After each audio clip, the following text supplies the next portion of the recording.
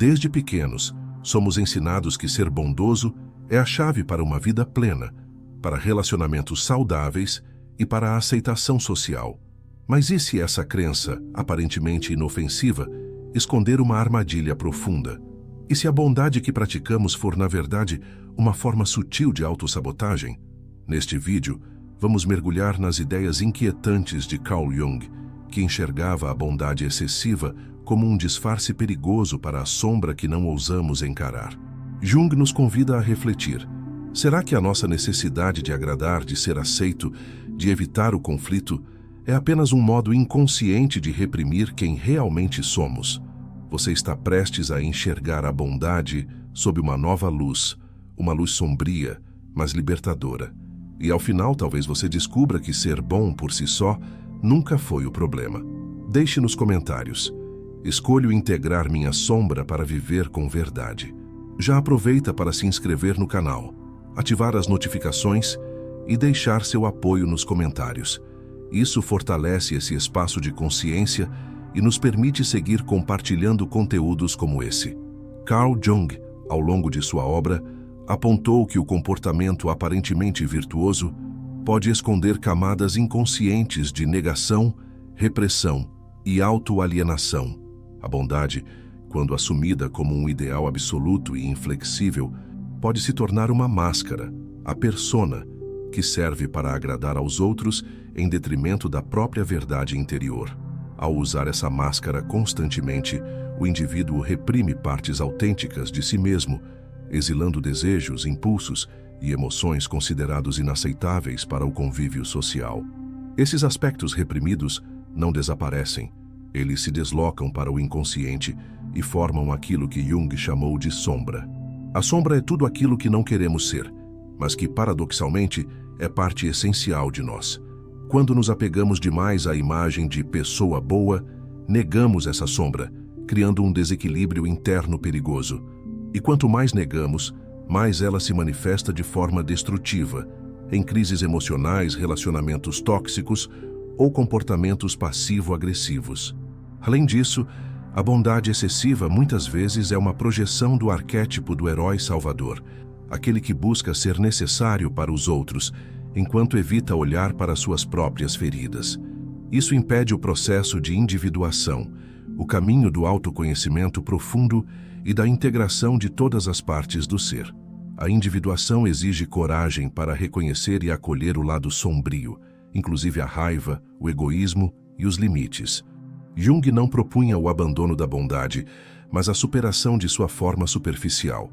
Ele nos convidava a deixar de ser bons por medo da rejeição e a nos tornarmos inteiros, autênticos e, por isso mesmo, verdadeiramente humanos.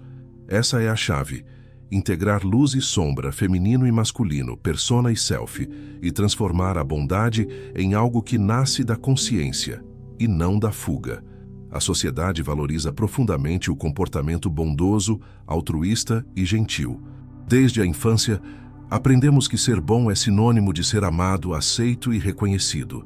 Esse ideal é tão arraigado que muitas vezes criamos uma imagem de nós mesmos baseada unicamente nesse modelo, a imagem da pessoa boa.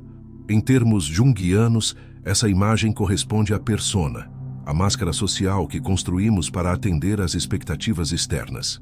No entanto, quando a persona da bondade se torna dominante e inflexível, ela nos desconecta de aspectos vitais da nossa psique e distorce a nossa relação com o mundo. Jung afirmava que a persona é necessária, pois sem ela não conseguiríamos funcionar socialmente. Contudo, o perigo reside quando passamos a nos identificar exclusivamente com essa máscara. O indivíduo que se reconhece apenas como bom tende a reprimir qualquer impulso que contradiga essa autoimagem, raiva, egoísmo, desejo, frustração, julgando essas emoções como erradas, feias ou perigosas.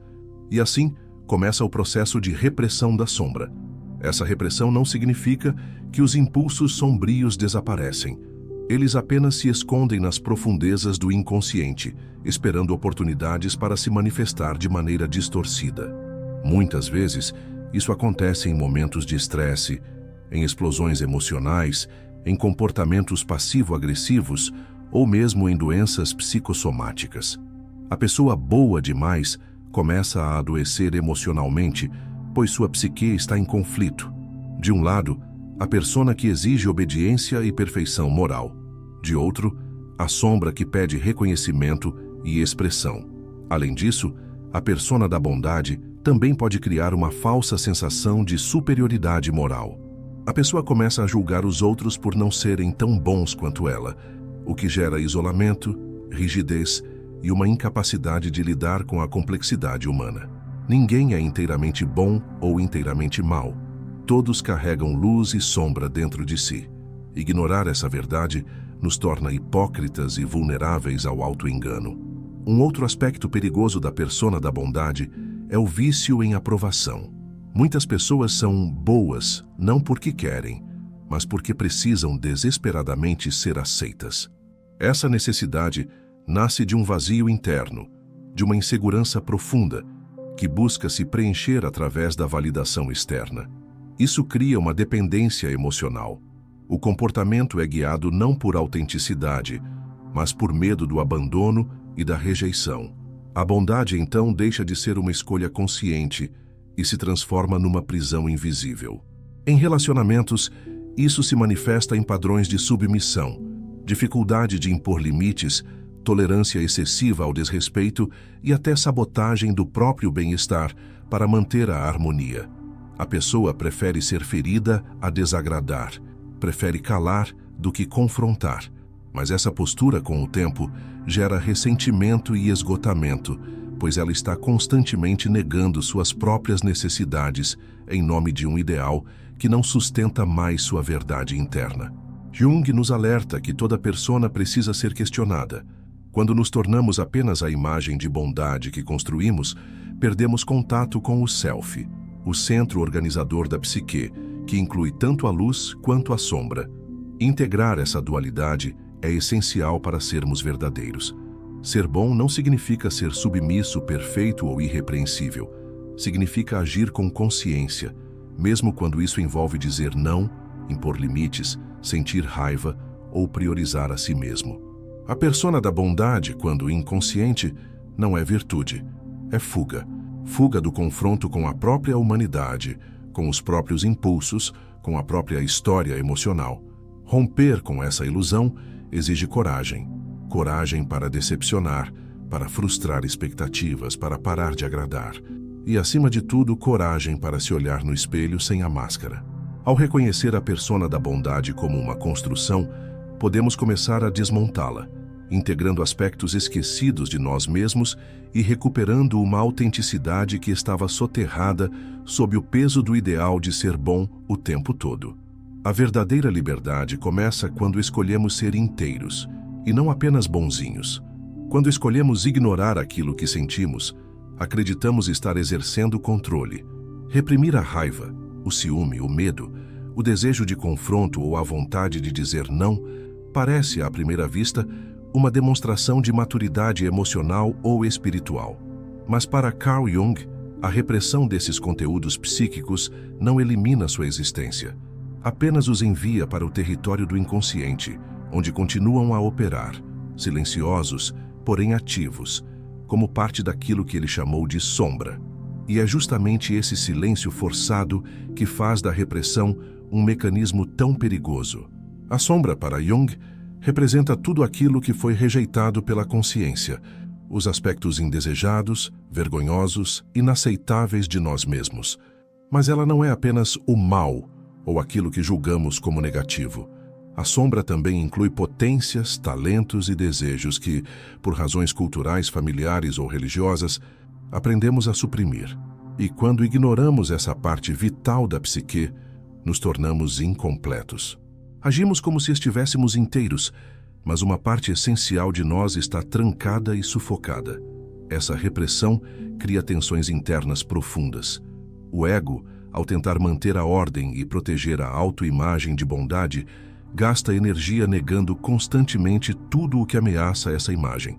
Mas o inconsciente não respeita a censura do ego. Ele insiste. E quando não é ouvido, encontra outras formas de se expressar, através de sintomas físicos, doenças psicossomáticas, compulsões, sonhos perturbadores ou explosões emocionais desproporcionais. Jung dizia que aquilo que você não traz à consciência reaparece na sua vida como destino. Ou seja, tudo aquilo que reprimimos tende a se manifestar de modo indireto, nos confrontando de fora, como se o mundo nos atacasse com aquilo que negamos em nós mesmos. Pessoas que suprimem a raiva, por exemplo, frequentemente se envolvem com indivíduos agressivos. Aqueles que rejeitam o próprio egoísmo acabam atraindo situações onde são constantemente usados ou explorados. O que não é aceito internamente se projeta nos outros. Essa dinâmica cria um ciclo vicioso de sofrimento. A pessoa se vê repetidamente em situações que a ferem, sem entender que é sua própria repressão que alimenta esses padrões. Ao negar a sombra, ela se torna escrava dela. E o mais paradoxal, quanto mais alguém tenta ser bom o tempo todo, mais intensamente sua sombra tende a se manifestar de forma destrutiva, justamente porque foi ignorada por tempo demais. A repressão também impede o amadurecimento psicológico. Quando evitamos o confronto com os nossos impulsos sombrios, não desenvolvemos a capacidade de integrá-los de forma consciente e ética. A sombra, quando acolhida e trabalhada, não precisa ser destrutiva. Ela pode se transformar em força criativa, em assertividade, em autenticidade. Mas isso só acontece quando deixamos de temê-la e passamos a escutá-la. Na jornada da individuação, o processo de nos tornarmos quem realmente somos, a integração da sombra é uma etapa inevitável. Não se trata de dar vazão irrestrita aos instintos reprimidos, mas de criar uma ponte entre o consciente e o inconsciente. A repressão constrói um muro entre esses dois mundos. A integração, por sua vez, constrói uma ponte. E essa ponte é o que permite uma vida mais inteira, verdadeira e equilibrada. Ignorar a sombra também compromete nossos relacionamentos. Projetamos nos outros o que não conseguimos aceitar em nós. Julgamos, criticamos, afastamos ou idealizamos com base em conteúdos internos não resolvidos. Relações se tornam palco de conflitos inconscientes, onde o outro deixa de ser um ser real e passa a ser o receptáculo das nossas projeções. É assim que surgem as decepções recorrentes, os ciclos tóxicos e as repetições dolorosas. Aceitar a sombra não significa aprová-la cegamente, mas reconhecer que ela faz parte de nós. Significa dizer: sim, eu também sou capaz disso, e por isso mesmo escolho agir com consciência. A verdadeira força não está em fingir que somos só luz, mas em olhar a escuridão sem fugir. A repressão da sombra é uma bomba relógio emocional. Quanto mais negamos, mais ela cobra seu preço. No corpo, na mente, nos vínculos e no sentido de vida. A saída não está na fuga, mas no enfrentamento. Integrar é o verbo que liberta. À primeira vista, ajudar os outros parece um dos gestos mais nobres que alguém pode praticar. Ser útil, amparar, oferecer suporte emocional, estar sempre disponível, tudo isso é visto como sinal de virtude. No entanto, Carl Jung alertava para o perigo psicológico de uma bondade que esconde motivações inconscientes. Quando ajudar se torna uma compulsão, uma identidade, ou uma forma de evitar a própria dor, entramos na armadilha do arquétipo do Salvador. E essa armadilha, embora pareça benevolente, pode ser profundamente autodestrutiva. O Salvador, em sua essência arquetípica, é aquele que se coloca entre o sofrimento e o outro, como um mediador do alívio. No entanto, quando essa postura se torna um padrão compulsivo, ela deixa de ser escolha e se transforma em prisão. Muitas pessoas constroem sua identidade a partir da necessidade de serem indispensáveis para os outros. Ajudar torna-se uma forma de se sentir valioso, amado e necessário. Mas, por trás desse impulso, frequentemente há uma tentativa inconsciente de evitar o confronto com a própria sombra. A pessoa que está sempre salvando os outros raramente olha para si mesma. Ela direciona sua energia para fora, evitando encarar seus vazios, seus traumas, suas dores não resolvidas. A vida do outro se torna um espelho onde ela projeta suas necessidades. Ao tentar consertar o outro, ela tenta, na verdade, consertar partes rejeitadas de si. E quanto mais ela se doa, mais invisível se torna para si mesma. Jung nos ensina que a projeção é um dos mecanismos mais poderosos do inconsciente. Quando alguém insiste em salvar os outros, é comum que esteja projetando neles aquilo que não consegue aceitar ou reconhecer em si. A dor do outro torna-se um substituto simbólico para a sua própria dor. O sofrimento alheio é mais fácil de enfrentar do que o próprio.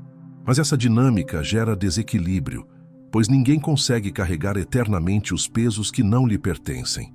O Salvador também tende a atrair relações codependentes. Ao oferecer ajuda incondicional, sem limites claros, ele reforça dinâmicas de dependência emocional. A pessoa que recebe a ajuda, muitas vezes, não desenvolve autonomia, porque o Salvador precisa que ela continue frágil para manter sua identidade funcional. Isso cria um ciclo tóxico. O Salvador precisa ser necessário, e o outro precisa permanecer em crise. O vínculo se sustenta na dor, não no crescimento mútuo. Esse padrão também costuma estar vinculado à ferida infantil de não ter sido suficientemente visto ou cuidado. A criança interior, negligenciada ou sobrecarregada, aprende que será amada apenas se for útil, se agradar, se atender às necessidades dos outros. Na vida adulta, essa lógica se perpetua. O amor é confundido com sacrifício e a identidade se ancora no servir. O problema é que esse servir raramente é saudável ou consciente. Ele é movido pela dor não reconhecida da criança que ainda tenta ser aceita. O Salvador também reprime sua própria agressividade, seus limites, seu cansaço. Ele acredita que precisa estar sempre disponível, que não pode dizer não, que deve ser compreensivo a qualquer custo. Isso mina sua energia vital e o coloca em um estado de constante exaustão emocional. Ao não se priorizar, ele alimenta a ilusão de que sua existência só tem valor quando está em função do outro, e aos poucos vai se anulando. Jung nos convida a observar esse arquétipo com coragem. Ele não nega o valor da compaixão ou do cuidado, mas propõe que o verdadeiro auxílio ao outro só é possível quando o ajudante já enfrentou suas próprias sombras. Só quem conhece o abismo dentro de si pode acompanhar o outro em seu abismo, sem se perder. Ajudar não é salvar. Salvar é uma tentativa de controlar, de corrigir, de ser herói. Ajudar é estar presente, sem a ilusão de que somos responsáveis pela cura alheia. Romper com a armadilha do Salvador exige aceitar a própria impotência. É reconhecer que nem toda dor pode ser curada, que nem toda pessoa quer ser ajudada, e que, às vezes, a melhor ajuda é simplesmente respeitar o processo do outro.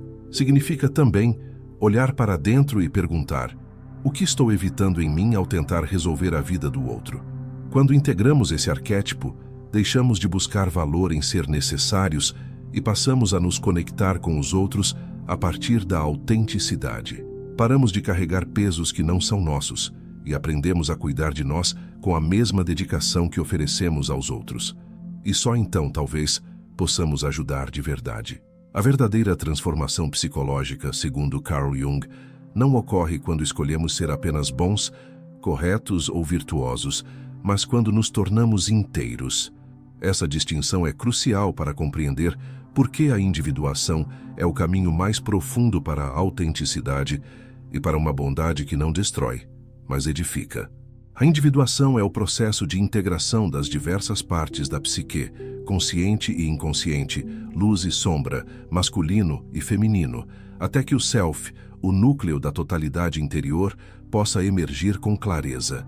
Durante boa parte da vida, somos guiados por imagens idealizadas de quem devemos ser.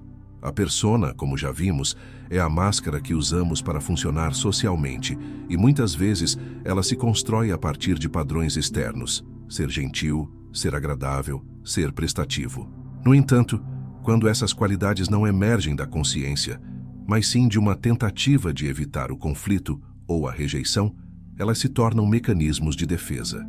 A bondade, nesse caso, deixa de ser uma virtude e se torna uma negação de si mesmo. A individuação não rejeita a bondade, mas também não a idealiza. Ela convida o indivíduo a examinar profundamente suas motivações. Por que estou ajudando? Por que estou cedendo? Por que estou calando minha opinião? Quando a resposta está enraizada no medo, na necessidade de controle ou na compulsão de ser aceito, estamos longe de uma bondade verdadeira. Estamos apenas protegendo a persona, enquanto deixamos a sombra esquecida em algum canto escuro da alma. Integrar a sombra é reconhecer que todos nós temos aspectos que preferiríamos não ter. É admitir que também somos capazes de inveja, de raiva, de desejo, de preguiça, de orgulho. E mais do que admitir, é acolher essas partes com maturidade, sem precisar agir a partir delas, mas também sem fingir que não existem. A repressão fragmenta, a aceitação une. E é essa união que caracteriza o indivíduo que trilha o caminho da individuação. Ao longo desse processo, o ego precisa aprender a se descentralizar. Ele deixa de ser o centro da psique e se coloca a serviço do self, que representa a totalidade do ser. Isso implica deixar para trás as imagens de perfeição e começar a viver com verdade. E viver com verdade significa tomar decisões que muitas vezes vão contra a expectativa dos outros, mas que estão alinhadas com a integridade interna. A verdadeira bondade nasce nesse ponto, não da obediência, mas da consciência. A bondade que emerge da individuação é firme, clara, com limites bem definidos. Ela sabe dizer não quando necessário, sabe se retirar de situações abusivas, sabe priorizar o autocuidado. Essa bondade não busca agradar, mas ser coerente. E por isso, ela cura, em vez de ferir. Ela não se desgasta em salvar os outros, mas oferece presença, escuta e apoio sem anulação. Essa bondade não é moralista nem idealista. Ela é humana e, por isso mesmo, profundamente transformadora. Ao integrar a sombra, também acolhemos o aspecto destrutivo da psique, aquele que quer romper com padrões, destruir ilusões, desobedecer convenções. Mas em vez de agir de forma impulsiva ou inconsciente, passamos a canalizar essa energia para mudanças autênticas. A destruição, nesse contexto, deixa de ser caótica e se transforma em força criativa. Romper com o velho para dar lugar ao novo é parte do processo de crescimento. Jung sabia que a individuação não é um caminho confortável. Enfrentar a própria sombra, questionar crenças arraigadas, abrir mão do papel de bonzinho, tudo isso exige coragem, mas é nesse confronto que nascem a liberdade, a maturidade e a capacidade de amar verdadeiramente a si mesmo e aos outros. O amor que nasce da individuação é diferente. Ele não exige, não se sacrifica cegamente, não se anula. Ele é inteiro, porque nasce de alguém que se tornou inteiro. A verdadeira bondade, aquela que não destrói, mas transforma, só é possível depois da travessia pelo inconsciente. Não basta querer ser bom, é preciso ser verdadeiro. E isso implica reconhecer que a luz que oferecemos ao mundo só brilha com intensidade, porque conhecemos também a nossa escuridão. A individuação nos ensina que não estamos aqui para sermos perfeitos, mas para sermos completos. E a completude inclui o erro, a dor, a dúvida, a queda, mas também a compaixão, a força e a sabedoria. Quando nos tornamos inteiros, deixamos de viver para agradar e começamos a viver com propósito. E só assim, finalmente, podemos oferecer ao mundo uma bondade que cura, que respeita e que não nos anula. A busca por ser bom a qualquer custo pode parecer um caminho seguro, mas, como vimos ao longo desta jornada, também pode nos levar a um lugar de desconexão interna, repressão emocional e perda de identidade. Carl Jung nos mostra que a verdadeira liberdade não está em se encaixar em um ideal moral, mas em se tornar inteiro, acolhendo tanto a luz quanto a sombra, com honestidade e coragem. A bondade que nasce da consciência não é submissa nem destrutiva. Ela é firme, integra e carrega em si o poder transformador do autoconhecimento. Integrar a sombra, desafiar a persona e romper com a armadilha do Salvador são passos essenciais para uma vida mais autêntica e plena. Ao invés de sermos reféns da necessidade de agradar, podemos escolher ser inteiros e, com isso, oferecer ao mundo uma bondade que vem da verdade e não do medo. Se você sentiu que este conteúdo falou com algo profundo dentro de você, inscreva-se no canal, curta o vídeo e compartilhe com quem precisa ouvir essa mensagem. E não saia daqui sem assistir ao vídeo que está aparecendo na tela agora. ele é o próximo passo na sua jornada de transformação.